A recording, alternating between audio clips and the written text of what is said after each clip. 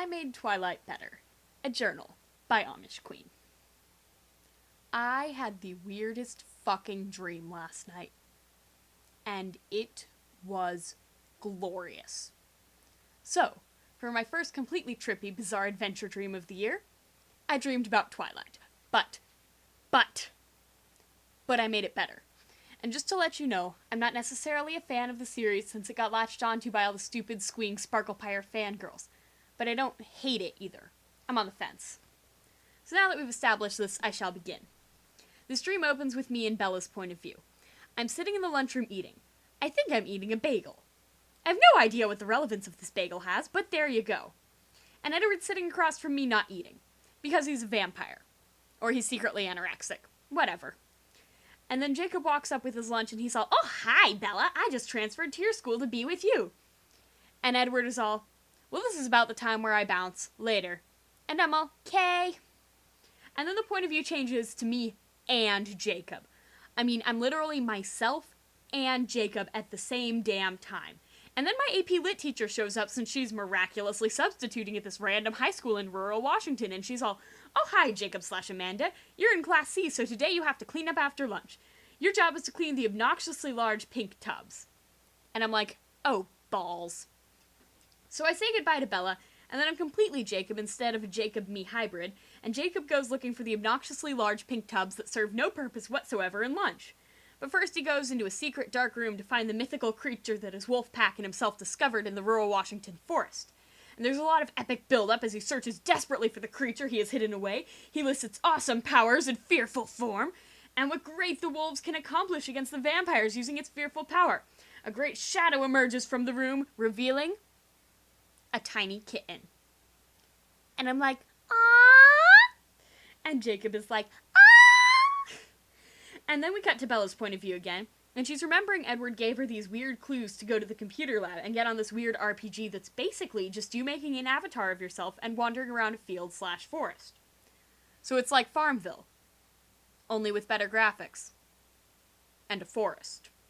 So everyone in this school and the surrounding schools, even a fucking elementary school, have icons, and they're all like, "Oh, hi, Bella." And she's like, "Oh, hi." And then the principal is there, and he's like, "Hey, you should be doing school stuffs." And she's like, "No! I must follow these cryptic instructions from my undead boyfriend!" And he's like, "'Kay."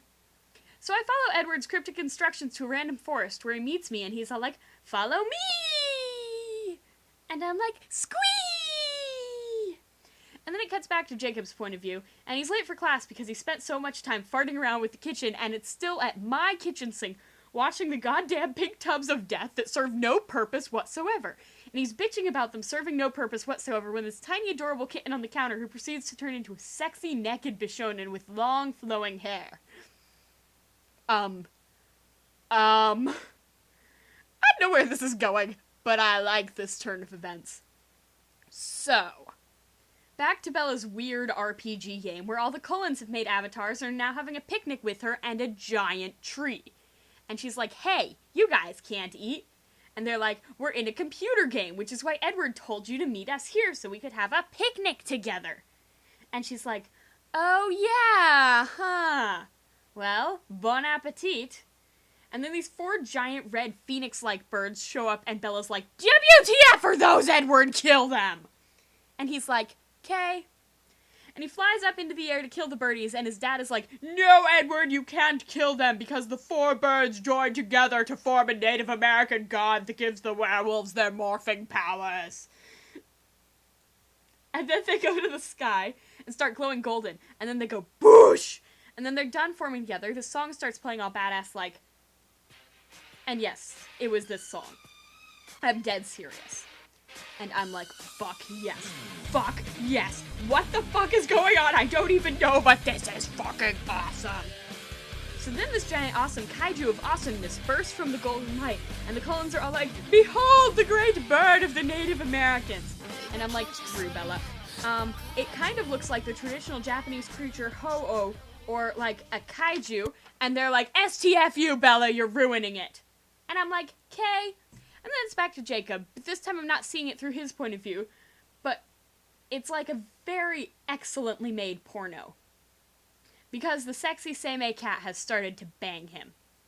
For those of you who are wondering, no, it's not Sebastian, but another sexy Seimei cat that looks a little like Jacob. And I get a front row seat. Fuck yes! And then this porno is done, and I wake up and I'm like, I must share this with the world! So there you go. Instant awesome. Just add gay sex to the kaiju. And I'm just like, yeah, this is the best dream ever!